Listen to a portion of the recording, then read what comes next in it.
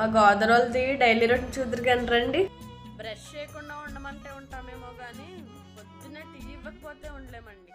మాకు బ్రష్ చేయడానికి బ్రష్ కన్నా వేపపులతోనే చేయడం కంఫర్ట్గా ఉంటుంది. మా సైడ్ వేపపులని పందెం పుల్లా అంటారు. ఎన్ని తిన్నా ఏం చేసినా కానీ మధ్యాహ్నం 12 అవుతాయి, అన్నం పడిపోవాల్సిందేనండి మాకు.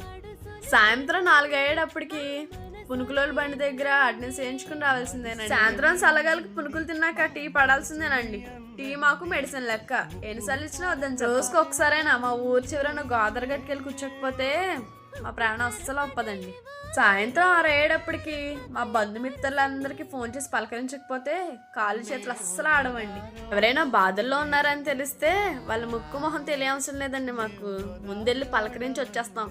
రోజుకి ఒకసారైనా రేడియో వింటామండోయ్. సాయంత్రం 7, 7:30 అయ్యేటప్పటికి అన్నం పడిపోవాల్సిందే మళ్ళీ.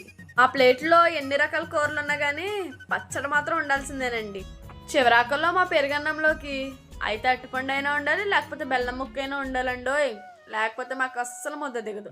సిటీస్లో ఉన్న మీకు బిర్యానీలు అంటే ఎంత ఇష్టమో, మా గింజన్నో అంత రుసండి.